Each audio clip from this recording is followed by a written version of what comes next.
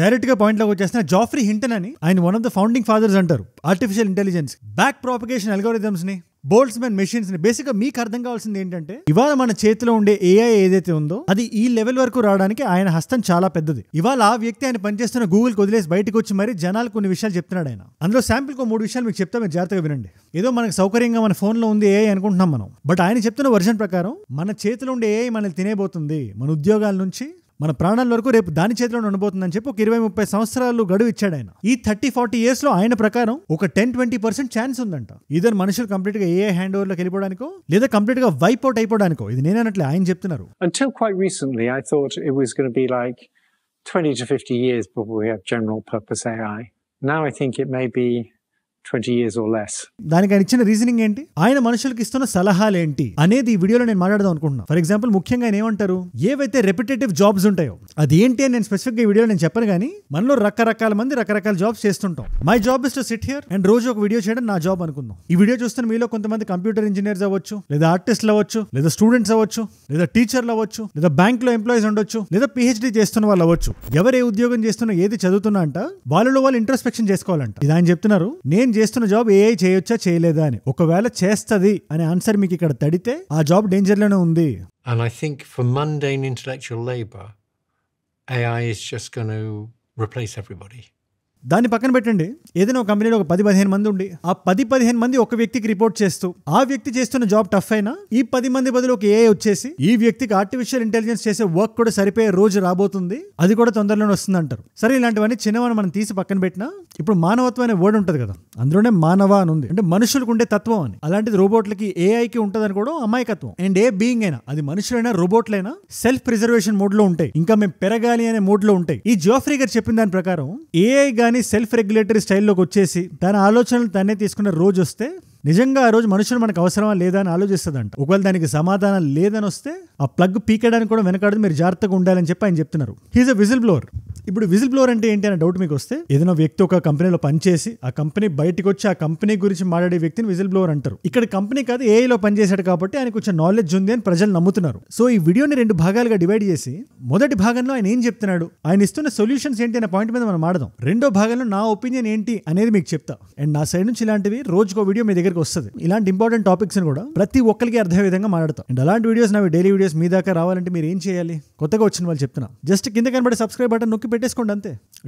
Done. ముందుగా ఈ artificial intelligence గురించి ఆయన చెప్పిన దాంట్లో ఏ ఒక్కటి మీకు అర్థం కావాలన్నా ఆయన ఇచ్చిన ఈ 5 ప్రిన్సిపల్స్ మీరు తెలుసుకోవాలి. అండ్ బేసిక్ గా అందరికీ కాంటెక్స్ట్ ఉండాలని చెప్తున్నా. ఇవాళ ఏ రాబోతుంది 10 ఏళ్ల తర్వాత 20 ఏళ్ల తర్వాత అని కాదు, ఆల్రెడీ వచ్చేసింది, మన చేతిలో ఉంది. మన ఫోన్ లో జెమినై గానీ చాట్ జీపీటీ గానీ లేదా యాపిల్ ఇంటెలిజెన్స్ అని చెప్పి యాపిల్ వాడు అంటాడు. అఫ్ కోర్స్ అదంతా సక్సెస్ఫుల్ అవ్వలేదులేండి, బట్ ఇక్కడ నేను చెప్పే పాయింట్ ఏంటంటే ప్రతి ఒక్కరు వాళ్ళ సొంత ఏఐని దింపుదాం. అది బిలియనర్స్ అవనివ్వండి, సోషల్ మీడియా ప్లాట్ఫామ్స్ అవనివ్వండి, గూగుల్ లాంటి కంపెనీలు అవనివ్వండి, ప్రతి ఒక్కరికి ఒక ఆఫ్ షూట్ ఏఐ అనేది ఉంది. ఓపెన్ ఏఐలో చాట్ జీపీటీ ఉంది, గూగుల్ కి జెమినై ఉంది, ఇలాన్ మస్క్ కి గ్రాక్ అని ఉంది, యాపిల్ కి యాపిల్ ఇంటెలిజెన్స్ చెప్పుకున్నాం కదా. అలా వివిధ రకాల ఏఐలు వచ్చేసాయి. గ్రాక్ లాంటి ఏఐ అయితే చాలా చమత్కారంతో కూడిన సమాధానాలు ఇవ్వడానికి కానీ తెలుగులో ముఖ్యంగా చాలా ఫేమస్ అయింది రీసెంట్ గా. మనం ఎటువంటి క్వశ్చన్స్ అడిగినా ట్విట్టర్ లో, అదే ఎక్స్ లో. ఇప్పుడు ఈ స్టేజ్ లో ఉండే ఏఐని మనం ఒక 5 సంవత్సరాల క్రితం వెళ్ళి ఒక జస్ట్ అలా కళ్ళు మూసుకొని ఒక్కసారి ఆలోచిస్తే ఏదైనా బొమ్మ మనకి టక్ అని కనబడితే లేదు ఇది ఏఐ క్రియేట్ చేసింది, లేదా ఇది ఒక క్రియేటర్ క్రియేట్ చేసాడని మనం చెప్పేసి టక్ అని. ఇవాళ అలా చెప్పలేని పరిస్థితి. అంటే ఒక 5 ఏళ్లలోనే ఎంత ఇంప్రూవ్మెంట్ వచ్చిందో మనం అందరం చూసాం. దానికి జాఫ్రీ హింటన్ గారు చెప్తున్న లాజిక్ ఏంటి, మోస్ట్ ఆఫ్ ద కంపెనీస్ కంట ఒక స్టేజ్ వరకు ఏఐని డెవలప్ చేసి అక్కడి నుంచి పని అదే చేసుకుంటూ వెళ్ళిపోతుంది, మనం జస్ట్ మానిటర్ చేస్తున్నాం అంతే. అందుకే ఇంత ఫినెస్ వస్తుంది. దాని పేరే ఆర్టిఫిషియల్ ఇంటెలిజెన్స్ కదా. అది ఈ రోజు మనకి ఇంత చూపిస్తుంటే రేపు పొద్దున్న ఒక మనిషిని ఒక ఏఐని మనం చూస్తే డిఫరెన్స్ చెప్పలేని పరిస్థితి. ఒక ఏఐ వీడియోలో ఉండే ఒక మనిషిని, నిజమైన మనిషిని చూస్తే కూడా మనం ఆ తేడా చెప్పలేమంట. ఈ పాయింట్ చెప్పి జాగ్రత్తగా ఉండమని చెప్తే ఆయన ఒక 5 పాయింట్స్ చెప్పారు, ఒక్కొక్కటి చెప్తే జాగ్రత్తగా వినండి. పాయింట్ నెంబర్ 1, ఇది నియర్ ఫ్యూచర్, అంటే ఇప్పుడు 2025 కాబట్టి ఒక 2030, 2035 ఈ గ్యాప్ లో హ్యూమన్ ఇంటెలిజెన్స్ దాటైపోతుంది ఏఐ. ఒక ఎక్స్పీరియన్స్ ఎలా తీసుకుంటా, ఫర్ ఎగ్జాంపుల్ మనం సినిమాకి వెళ్ళాం రీసెంట్గా, నేను F1 అనే సినిమా చూసా ఐమాక్స్ లో చూసి, ఇట్స్ అ ఫెంటాస్టిక్ వాచ్. ఇప్పుడు అదే ఎక్స్పీరియన్స్ అక్కడ రోబోట్ ని కూర్చోబెట్టి థియేటర్లో దానికి అదే ఎక్స్పీరియన్స్ వస్తుంది అంటే రాదని చెప్తారు ఇవాళ చాలా మంది, బట్ ఫ్యూచర్ లో వస్తుంది అని చెప్తున్నారు హింటన్ గారు. దానికి ఆయన ఇస్తున్న లాజిక్ ఏంటి, ఏ రాత్రింపగలు మనుషులను అబ్జర్వ్ చేస్తుంది, ఎక్స్పీరియన్స్ ని సిమ్యులేట్ చేయడం కూడా ఒక ఇంటెలిజెన్స్ లో అది భాగంగా పెట్టుకుంటుంది. వన్స్ అది వచ్చేస్తే ఇంటెలెక్చువల్ ఎబిలిటీకి ఎమోషనల్ ఎబిలిటీ కూడా యాడ్ అయ్యి మనుషుల్ని రోబోట్లు దాటేసే రోజు రాబోతుంది. Have experiences of their own and can make decisions based on those experiences. In the same sense as people do, yes. ఇకపోతే పాయింట్ నెంబర్ 2, దీనికైనా 20-30 సంవత్సరాలు గ్యాప్ ఇచ్చాడు ఆయన. అంటే 2055 అనుకోండి. ఈ లోపల కానీ మనం సరైన రెగ్యులేషన్స్ తీసుకురాకపోతే, ఎందుకంటే రకరకాల దేశాలకి రకరకాల రెగ్యులేషన్స్ ఉన్నాయి. America is a free society. Iran అలా కాదు. యూఏఈలో డబ్బులున్నాయి, సౌత్ సుడాన్ లో లేవు. ఇలా ఒక్కొక్క దేశానికి ఒక్కొక్క ఛాలెంజ్ ఉందనుకుందాం మనం. ఇప్పుడు ఇక్కడ ఆయన ఏమంటున్నాడు, మనుషుల్లో ఉండే సెల్ఫ్ ప్రిజర్వేషన్ కానీ, ఫర్ ఎగ్జాంపుల్ మనం బోట్ మీద వెళ్తున్నాం లేదా ప్లేన్ లో వెళ్తున్నాం లేదా బంగీ జంప్ చేయడానికి మీరు వెళ్ళారనుకోండి, ఎంతమంది చేశారో నాకు తెలియదు, బట్ స్టిల్ సడన్ గా దూకాలంటే మనకి తాడు కట్టేస్తున్న కింద మనకి దూకబుద్ధి అవ్వదు. సడన్ గా బాడీ ఒక వెనక్కి లాగుతుంది. అది లోపల నుంచి వచ్చిన ఒక రియాక్షన్. అది ఇంకా కొన్ని జర్కులు అయితే వేడి నీళ్ళు చేయి పెట్టినా ఏదైనా స్టవ్ పట్టుకున్నా మన బ్రెయిన్ కన్నా ముందు ఈ ఏరియా ఫస్ట్ రీచ్ అవుతుంది అంట. అందుకే మనకు తెలియకుండా మనం చేయి లాగేస్తాం మనం. అదే మన బాడీలో ఉండే ఇన్హెరెంట్ సెల్ఫ్ ప్రిజర్వేషన్ మోడ్. ప్రతి మనిషి తను ఎంతవరకు వీలైతే అంతవరకు బ్రతుకుదామని, నొప్పి లేకుండా ఉందామని చూస్తాడు. ఇప్పుడు ఇదే క్వాలిటీ కనుక రోబోట్స్కి వస్తే, వాటి సెల్ఫ్ ప్రిజర్వేషన్ మోడ్ లో మనుషులు అడ్డంగా వస్తే, ఆ మనుషులు తుడిపేయడానికి కూడా వెనకాడవు. మన సరిగ్గా చూసుకోకపోతే ఒక 10-20% ఛాన్స్ ఉంది 30 ఏళ్లలో మనుషులు వెళ్ళిపోతారు భూమి మీద నుంచి అని ఆయన చెప్పాడు. అగైన్ ఈ పాయింట్ దగ్గర నేను లాస్ట్ వస్తాం మళ్ళీ. Point number 3, bad actors and misuse. అంటే ఆయన వర్షన్ ఏంటి, ఇప్పుడు అన్ని దేశాలు ప్రపంచ శాంతి కోసం, ప్రపంచం బాగుండాలనో లేదా ఆ ప్రపంచంలో ఉండే జనాలు బాగుండాలనో చూడరు కదా. కొంతమంది గుంటనక్క దేశాలు ఉంటే ఆ దేశాలు ఏదో నేను మీకు సెపరేట్ గా చెప్పాల్సిన అవసరం లేదు, మన బార్డర్ షేర్ చేస్తూ చాలా గుంటనక్కలు ఉన్నాయి. అలాంటి దేశాల చేతిలో కానీ ఈ ఏఐ పడితే 2 ఈవిల్ ఫోర్సెస్ కలుసుకున్నట్టు అవుతుంది. అది మానవ జాతికి చాలా డేంజర్. అది మీరు దయచేసి ఇప్పుడే రెగ్యులేషన్స్ పెట్టండి, రేపు పొద్దున అందరూ సఫర్ అవుతారు. దీనికైనా వండర్ఫుల్ ఎగ్జాంపుల్ ఇచ్చాడు. ఒక రోబోట్ కి మనం కీచ్ ఒక కిల్లర్ రోబోట్ లా మార్చడం కన్నా, ఒక వెల్ ఇంటెన్షన్స్ లేని దేశానికి, చైనా లాంటి దేశానికి, ఆ దేశం చేతిలో చాలా క్రూషియల్ టెక్నాలజీ గానీ ఉంటే నేను దానికి ఎక్కువ భయపడతాను ఇంకా ఈ కిల్లర్ రోబోట్స్ కన్నా. అంతెందుకంటే ఇవాళ ఎలక్షన్స్ కూడా ఏఐ చాలా స్మార్ట్ అయిపోతే ఎలక్షన్ రిజల్ట్స్ వాటికి ఫేవర్ గా అయ్యేలా మార్చుకుంటాయి. ఇది చాలా నియర్ ఫ్యూచర్ లో ఇది. So if you wanted to use AI to corrupt elections, a very effective thing is to be able to do targeted political advertisements where you know a lot about the person. 4ది job displacement. Video beginning ఆ point తో నేను start చేశాను. ఆయన version లో మనుషులకు ఉద్యోగాలు ఉండవు, ఆ ఉద్యోగాలన్నీ ఏ రీప్లేస్ చేసేస్తుంది. ఉద్యోగాలు లేకపోతే సరైన డబ్బులు ఉండవు, సరైన వసతులు ఉండవు, చాలా మందికి బ్రతకడమే కష్టం అయిపోతుంది. ఆ రోజు మనం తిరిగి బాధపడ్డాం, కానీ ఇవాళే మనం యాక్షన్ తీసుకోవాలి. వితిన్ 10 years ఈ రెగ్యులేటరీ యాక్షన్ మనం తీసుకోకపోతే మనం చాలా కష్టాలు చూస్తాం అని ఆయన మే 2023లో గూగుల్ వదిలేశాడు. ఆయన దానికి ఆయన చెప్పిన రీజన్ ఏంటి, గూగుల్ యాజ్ ఎ కంపెనీ మీద నాకు పెద్ద కంప్లైంట్స్ లేవు, కానీ గూగుల్లోనే ఉంటూ గూగుల్లో పనిచేస్తే నేను కొన్ని విషయాలు బయటికి చెప్పలేను, అది నేను కంపెనీని వదిలేస్తే కానీ ఆ మాటలు బయటికి రావు. అందుకని 2013లో జాయిన్ అయ్యాడు ఆయన. 2023లో వేసాడు, 10 సంవత్సరాలు పనిచేశాడు అక్కడ. బయటకు వచ్చేసి ఓన్లీ గూగుల్ నేను టార్గెట్ చేస్తున్నట్టు కాదు, ప్రపంచంలో ఉండే ఏఐ మొత్తాన్ని గురించి నేను మాట్లాడుతున్నాను అని. ఇప్పుడు మనం ఇక్కడ ఇంకొంచెం జూమ్ ఇన్ చేసి చూస్తే ఆయన కేటగారికల్ గా కొన్ని విషయాలు చెప్పాడు. అంటే ఆయన డిఫరెంట్ ఇంటర్వ్యూస్ లో కూర్చొని ఆయన ఇచ్చిన రకరకాల స్టేట్మెంట్స్ మనం తీసుకొని పరిశీలిద్దాం ఒక్కొక్కటిగా. ఒకనొక ప్లేస్ లో కూర్చొని అంటాడు ఆయన, AI might stop listening to us అని. సింపుల్ గా చెప్తున్నా, ఇప్పుడు మన cell phone or that laptop or ఇది షూట్ చేస్తున్న కెమెరా ఆర్ ఈ మైక్, ఇవన్నీ మెషిన్స్. ఇవి నేను అక్కడ బటన్ కొడితే అది రికార్డింగ్ ఆఫ్ అయిపోతుంది. ఇక్కడ షట్ డౌన్ చేసేయచ్చు ల్యాప్టాప్ ని, లేదా సెల్ ఫోన్ ని స్విచ్ ఆఫ్ చేసేయచ్చు. అదేంటి, ఈ మెషిన్ నా మాట వింటుంది, నేను బటన్ కొడితే ఆ మాట వింటుంది. బట్ ఆర్టిఫిషియల్ ఇంటెలిజెన్స్ కి సొంత ఇంటెలిజెన్స్ ఉంది కాబట్టి రేపు పొద్దున గానీ అది డిసైడ్ అయితే ఈ మాట నేను ఎందుకు వినాలి అని, అలా వినడంగానే మానేస్తే చాలా డేంజర్. అది జరిగే రోజు రాబోతుంది అంటాడు ఆయన. దానికి ఆయన చెప్తున్న ఎగ్జాంపుల్ ఒక టైగర్ కబ్ ఎగ్జాంపుల్ తీసుకున్నాడు ఆయన. మనం జూ నుంచి కానీ అడవి నుంచి కానీ ఒక చిన్న బేబీ టైగర్ ని, ఒక కబ్ ని తెచ్చుకుంటే చాలా క్యూట్ గా ఉంటది, పాలు తాగిపిస్తే తాగుతుంది, ఆడుకోమంటే ఆడుకుంటది. ఆ చిన్న కుక్క పిల్లతో ఆడుకునే వీడియోలు కూడా మనకు బయట చాలా చూస్తాం, చాలా ముద్దుగా ఉంది అనుకుంటా ఆ టైగర్ ని. బట్ వన్స్ దాని చేతికి పవర్ వచ్చిన తర్వాత, ఒంట్లో పొగరు పెరిగిన తర్వాత అదే బిహేవియర్ మెయింటైన్ చేస్తుంది. మీరు ఒకసారి ఆలోచించండి. నేను టేమ్ టైగర్స్ గురించి మాట్లాడేది. ఒక సగటు వ్యక్తి ఒక టైగర్ కబ్బుని తెచ్చుకొని దాన్ని యాజ్ ఇట్ ఈస్ గా అలా పెంచడానికి వదిలేస్తే మనం, అది మనల్నే తినేస్తుంది. ఏఐ కూడా అలాగే ఉంటది. దానికి ఇనఫ్ పవర్ వచ్చి దాని సొంత తెలివితేటలు అది వాడే రోజున అది మనల్ని తినేస్తుంది. The best way to understand it emotionally is we're like somebody who has this really cute tiger cub. Unless you can be very sure that it's not going to want to kill you when it's grown up, you should worry. అని ఒక ఇంటర్వ్యూలో చెప్తే, recent గా elections జరిగినప్పుడు మనం చాలా deep fake వీడియోలు చూసాం. మన యాక్టర్స్ లో ఒక హీరోయిన్ కూడా ఒక డీప్ ఫేక్ వీడియో లిఫ్ట్ లో ఒకటి వైరల్ వెళ్ళింది. నేను ఇక్కడ చూపించదలుచుకోవట్లేదు, it's not a good thing, but అది చూడగానే ఎంత డేంజరస్ అర్థమవుతుంది మనకి. బట్ స్టిల్ అది నేసెంట్ స్టేజ్ లోనే ఉంది, మనం పట్టేస్తాం డీప్ ఫేక్ అని. కానీ రీసెంట్ గా జరిగిన అమెరికన్ ఎలక్షన్స్ లో గానీ, యూరోప్ లో జరుగుతున్న ఎలక్షన్స్ లో చాలా దగ్గరలో గానీ ఎలక్షన్స్ ని తారుమారు చేయడానికి ఏఐని వాడుతున్నారు చాలా మంది. అది ఇవాళ 2025 లో అలా ఉంది. పలానా మనిషి ఈ ఎలక్షన్స్ ని అలా మారుద్దాం అనుకోని డీప్ ఫేక్ ని వాడి ఒక జేపాక్ కంపెనీ లాంటిది అక్కడ పెట్టుకొని ఈ వీడియోని వైరల్ చేద్దాం, ఆ వీడియోని వైరల్ చేద్దాం, మన ఎదురుగుండా నిలబడిన పొలిటికల్ పార్టీ లీడర్ని తెచ్చి ఆ లీడర్ ఇలా మాట్లాడినట్టు మనం పుష్ చేద్దాం ట్విట్టర్ లో, ఎక్స్ లో. మనకి టిక్ టాక్ లేదు కాబట్టి బతికిపోయాం, కానీ అది ఎంత డ్యామేజ్ చేసిందంటే అమెరికన్ ఎలక్షన్స్ ని క్లియర్ మ్యాండేట్ తో పుష్ అవుతుంటది ఒక డైరెక్షన్ లో. నేను సరిగ్గా అబ్జర్వ్ చేస్తే పొలిటికల్ లీడర్స్ నుంచి చిన్న గ్రౌండ్ లెవెల్ వర్కర్స్ వరకు దాన్ని షేర్ చేస్తుంటారు. అది నిజమా అబద్ధం అని చూడరు. అండ్ ఇవాళ ఎంత ఇదైపోయిందంటే ఒక వీడియోని మనం చూస్తే టక్కని మనం చెప్పలేం, ఒక 10 సెకండ్లు పడుతుంది అది రియలా ఫేక్ అని. ఆ లిప్స్ దగ్గర మనం కొంచెం జూమ్ ఇన్ చేసి చూస్తే కరెక్ట్, ఇది కరెక్ట్ కాదు అని మనకు అర్థమవుతుంది. బట్ ఈ హింట్ అని ఇక్కడ చెప్తున్న మ్యాటర్ ఏంటి ఏంటి, ఫ్యూచర్ లో అలా ఉండదు. ఫస్ట్ ఆఫ్ ఆల్ ఫ్యూచర్ లో ఇమేజ్ గానీ వీడియో గానీ చాలా అద్భుతంగా ఉంటది. బట్ దానికి అదనంగా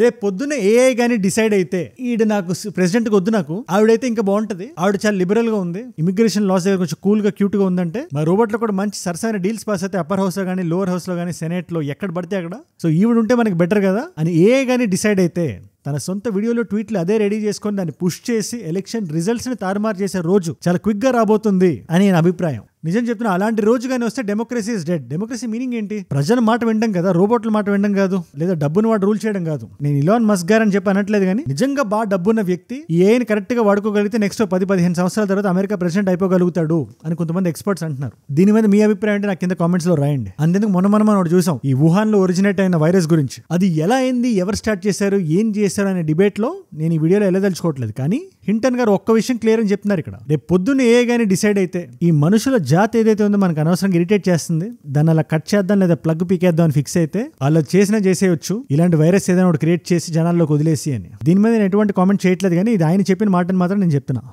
Using AIs to create nasty viruses. And the problem with that is that just requires one crazy guy with a grudge. One guy who knows a little bit of molecular biology, knows a lot about AI, and just wants to destroy the world. తర్వాత ఇంకో ఇంటర్వ్యూలో కూర్చొని ఒక మాట అన్నాడు ఆయన, చాలా interesting అనిపించింది. AI safety versus AI speed అంటే ఏంటి? సింపుల్ గా చెప్తాను, జాగ్రత్తగా వినండి. టెక్నాలజికల్ గా మనందరం అడ్వాన్స్ అవుతున్నాం. ఒక ఐడియల్ స్టేట్ లో ఎటువంటి రెగ్యులేషన్ లేకుండా బీభత్సమైన స్పీడ్ తో బాగా పనిచేసి టెక్నాలజికల్ గా అడ్వాన్స్ అయిపోయి మనుషులు రకరకాల ప్లానెట్స్ కి వెళ్ళిపోయి సర్వైవ్ అయిపోవడం అనేది ఒకటి. బట్ ఇది ఐడియల్ స్టేట్ కాదు కదా. ఒక దగ్గర షీ జిన్పింగ్ లాంటి ఉంటాడు, ఇంకో దగ్గర షేబాజ్ షరీఫ్ కూర్చుంటాడు. ఇలాంటి ప్రపంచంలో మీరు ఎటువంటి సేఫ్టీ రెగ్యులేషన్స్ లేకుండా ఏఐని మనం పుష్ చేస్తే యూఆర్ కాంప్రమైజింగ్ ఆన్ హ్యూమానిటీ అనేది ఆయన పాయింట్. దానికి ఆయన ఇంట్రెస్టింగ్ ఎగ్జాంపుల్ కూడా చెప్పాడు. ఒక పెద్ద క్లిఫ్ ఉంది, అది ఎక్కడ ఎండ్ అవుతుందో మనకు తెలియదు. మనం మంచి F1 కార్ లాంటి ఒక కార్ ఎక్కి లూయిస్ హ్యామిల్టన్ లాగో లేకపోతే జార్జ్ రసెల్ లాగో మ్యాక్స్ వర్స్టాపెన్ లాగో మంచిగా రైస్ చేసి ఒక 250 మైల్స్ పర్ అవర్ లో కొడితే అది ఎక్కడ ఎండ్ అవుతుందో మనకు తెలియనప్పుడు మనం పడిపోతాం. మన అది తథ్యం అది. అందుకని జాగ్రత్త ఉండాలి. ఇప్పుడు ఇవన్నీ చెప్తున్నాడు కదా ఆయన. ఈ మాటలన్నిటికీ ఒకటే సారాంశం ఉంది. అండ్ ఆయన చెప్పిన ఈ మాట మీరు జాగ్రత్తగా వినాలి. ఏ టేక్ ఓవర్ అనేది చాలా సైలెంట్ టేక్ ఓవర్ లో ఉంటుంది. అంటే దాని మీనింగ్ ఏంటి? మనం చాలా సినిమాలు చూసాం రోబోట్ల మీద. శంకర్ గారు సినిమా తీశారు రోబోట్ అని. అందులో చిట్టి వసీకరణ్ మీదకి వెళ్ళినట్టు బీభత్సం చేసేసి రెడ్ చిప్ వేసుకొని హెయిర్ స్టైల్స్ గట్రా మార్చేసి నేను విలన్ అని ప్రకటించుకొని చంపేది. అది మనకే తెలియకుండా మనం ఎంజాయ్ చేస్తుంటే స్లోగా మనల్ని టేక్ ఓవర్ చేస్తుంది. ఇదే రియాలిటీ అన్నట్టు. మీరు సింపుల్ గా 1900s లో ఏదైనా ఒక వీడియో చూడండి, ఇవాళ ఒక వీడియో చూడండి, లేదా 2000s లో పుట్టిన వాళ్ళు ఎవరైనా ఉంటే మీరు పుట్టినప్పుడు వీడియోస్ ఎలా ఉంటాయో ఒకసారి చూడండి, ఇప్పుడు చూడండి. మీకే తెలియకుండా మొత్తం మారిపోలే. ఓవర్ నైట్ ఏమైనా ఫ్లైఓవర్ వచ్చిందా? ఓవర్ నైట్ ఏదైనా రోడ్ వచ్చిందా? ఓవర్ నైట్ మారుతి 800 వెళ్ళిపోయిందా? ఓవర్ నైట్ ఇంకేదైనా లేటెస్ట్ కార్ ఏదైనా వచ్చిందా? అంత క్రమేణా వెళ్తుంది, క్రమేణా ఎంటర్ అవుతుంది. అలాగే ఏఐ కూడా చాలా క్రమేణా వస్తుంది. అది సినిమాల్లో జరిగినట్టు ఫైటింగ్లు గట్రా జరగవు. అది మనం హ్యాపీగా కళ్ళు మూసుకొని మన ప్రపంచంలో మనం ఉంటే మనకే తెలియకుండా మన సీట్ చింపేస్తుంది అని ఇండైరెక్ట్ గా చెప్పాడు ఆయన. ఇప్పుడు దీని మీద మీ అభిప్రాయం అంటే నాకు కింద కామెంట్స్ లో ఖచ్చితంగా రాయండి. నేను మీ అందరికీ ఒకటే విషయం చెప్దాం అనుకుంటున్నాను. మన లైఫ్ టైంలో మనం చాలా చేంజెస్ చూసాం. ఇంకా ఒక ప్రీవియస్ జనరేషన్కి వెళ్ళి ఒకటి అడిగితే వాళ్ళు క్లియర్ గా చెప్తారు. లెటర్లు, టెలిగ్రామ్లు చూసాం, ల్యాండ్ లైన్స్ చూసాం, తర్వాత మొబైల్ ఫోన్స్ రావడం చూసాం, కార్లు డెవలప్ అవ్వడం చూసాం, ఇంటర్నెట్ రావడం చూసాం, క్యాలిక్యులేటర్ రావడం చూసాం. ఇలా ఏదైనా ఒక కొత్త ఇన్నోవేషన్ వచ్చిన ప్రతిసారి ఖచ్చితంగా ఒక సెగ్మెంట్ నుంచి అపోజిషన్ వచ్చి ఉంటుంది. క్యాలిక్యులేటర్ వచ్చినప్పుడు వీళ్ళు మ్యాథ్స్ టేబుల్స్ ఎలా నేర్చుకుంటారు, వీళ్ళ స్టూడెంట్స్ మైండ్లు ముద్దుబారిపోతాయి అని ఖచ్చితంగా ఉంటారు. లేదా ఇంటర్నెట్ వచ్చినప్పుడు పిల్లలు చదువుకోవడం మానేస్తారు,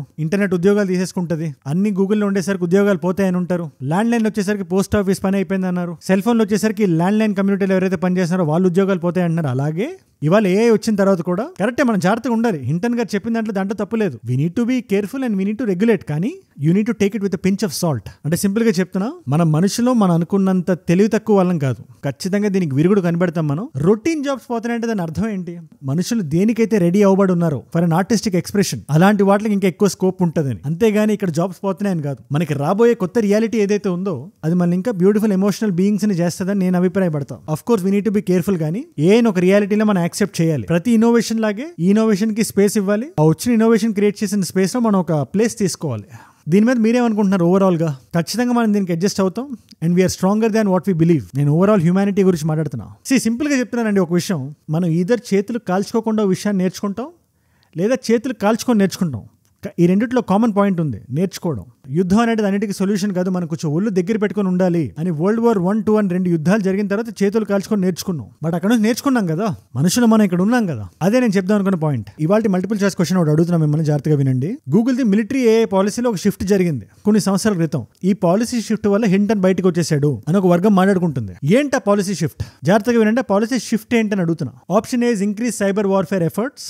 ఆప్షన్ బి గూగుల్ ఏఐకి మిలిటరీ ఏఐ మీద ఉండే స్టాండ్స్ అగేన్స్ట్గా ఏదైతే ఉందో దాన్ని వెనక్కి తీసుకోవడం. Option C hiring more AI researchers for defence. Option D selling AI to private security firms. తెలిస్తే కింద రండి, తెలుసుకుందాం అనుకుంటే ఇన్స్టాగ్రామ్కి వచ్చేసేయండి. మీకు అజయ్ ఫ్రమ్ ఏజూడ్ అని ఉంటుంది. అజయ్ ఫ్రమ్ అని రాస్తుంటే వచ్చేస్తుంది ఫుల్గా, టిక్ మార్క్ ఉంటుంది. It's 1+ million verified profile. టక్కన వచ్చేసేయండి. అక్కడ ఇలాంటి వీడియోస్ని రీల్స్లా చూడొచ్చు.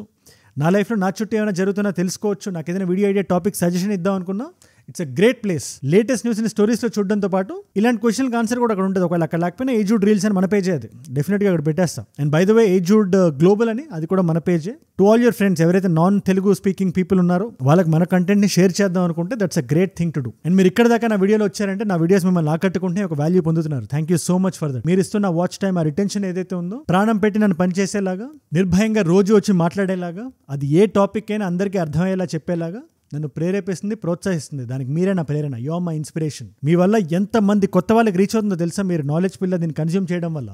అలాంటి కొత్త వాళ్ళు మీరు ఒకళ్ళు ఉంటే, నేను వీడియో పెట్టగానే మీ దాకా డైలీ రావాలంటే మీరు ఏం చేయాలి? కింద కనబడే సబ్స్క్రైబ్ బటన్ నొక్కి పెట్టేసుకోండి. సబ్స్క్రైబ్ చేశారుగా, డన్. మీకోసం 2 కాంప్లిమెంటరీ వీడియోస్ పెడుతున్నా. ఈ వీడియో ఏదైతే ఉందో జియో పొలిటికల్ గా మీరు ఏదైనా కొంచెం నాలెడ్జ్ గెయిన్ చేద్దాం అనుకుంటే, రీసెంట్ గా ట్రంప్ వేస్తున్న టారిఫ్స్ మీద ప్రపంచం అంతా, దాని వెనకాతల ఎక్స్పర్ట్స్ ఏం చెప్తున్నారు, ఆయనకుండే అర్థం ఏంటి, అది ఎంత ఫన్నీగా ఉందో, ఎంత కామెడీగా ఉందో, దాని గురించి బ్రిక్స్ కంట్రీస్ ఎలా మాట్లాడుకుంటున్నాయి ఒక వీడియో చేసి ఆ వీడియో ఎక్కడ పెడుతున్నా. లేదు నాకు మన రూట్స్ లోకి వెళ్ళి నేర్చుకోవాలని ఉంది ఏదైనా అంటే, 275 సంవత్సరాల తర్వాత మన అనంత పద్మనాభ స్వామి గుడిలో మహాకుంభాభిషేకం నడుస్తుంది. దాన్ని పురస్కరించుకొని ఎంటైర్ మిస్టరీ మొత్తాన్ని అన్ఫోల్డ్ చేస్తూ ఒక వీడియో చేశా. ఆ వీడియో ఇక్కడ ఉంది. మీకు ఏ వీడియో ఇంట్రెస్ట్ ఉంటే ఆ వీడియోని చూడండి. నేను మళ్ళీ మిమ్మల్ని రేపు కలుస్తా. మనందరం కలిసి పెరగాలి, కలిసి ఎదగాలి. Let us all grow together. Let us all rise together. Rise above ignorance. Rise above arrogance. Rise above hate. ఏజూడ్ అంటే మనం. జై హింద్, జై భారత్, జై ఆంజనేయ. ఓం నమః శివాయ.